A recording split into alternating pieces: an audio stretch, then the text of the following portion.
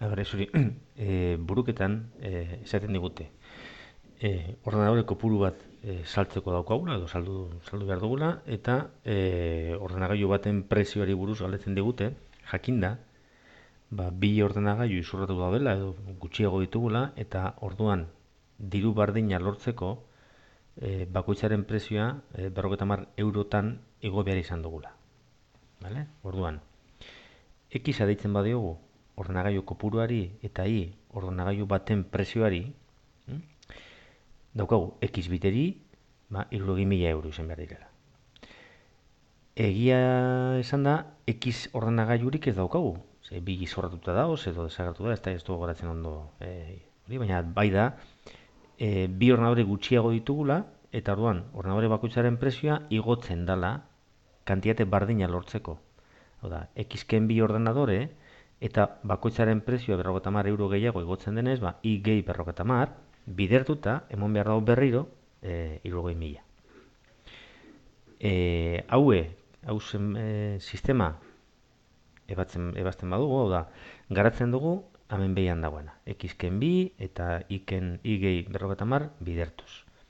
Geratzen dago lanik. Goian askatzen dugu I adibidez. Vale?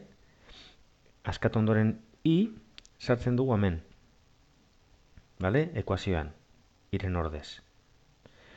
X bideri eta honera askatzen da, 60.000 geratzen dira, bertoko 60.000arekin desagertzen dira, eta hemen geratzen da ekuazio bat izendatzailean X-a daukona. Vale? Bider X egin behar dugu, desagertarazteko izendatzailean dagoen X hori, geratzen da bigarren mailako bat eta ebazten dugu. Vale? Soluzioak urteten dira X 50 eta X minus 48. Minus 48 ezin da izan kopurua ezin delako izan negatibo. Bai? Denen hemen faltaten da adieraztea 50 baliogarria dela, hemen egiaztapena egin beharko genuen izendatzailean X bat dagoelako. Orduan, egiaztapena egin behar badugu, komenigarria da hemen ipintzea, bai? Vale? Gogoratzeko. Eta zer esan behar dugu? Izendatzaile bat danez izendatzaileetan olako ekuazioetan egin behar duguna da emoten dan soluzioa izendatzailean sartu eta 0 ez duen ez emoten baliogarria da. Hori iaia beti gertatzen da. Gehienetan gainera guk ikusiko ditugun ekuazio guztietan beti beteko dela baliogarria izango dela, baina esan behar da baliogarria dela izendatzailean ordeztuta 0 ez duelako emoten.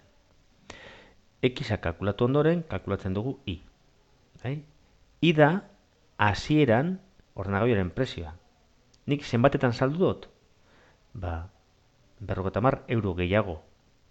Beraz, ordenagailuaren bakoitzaren prezioa, saltzeko prezioa izan dena 1.250 euro.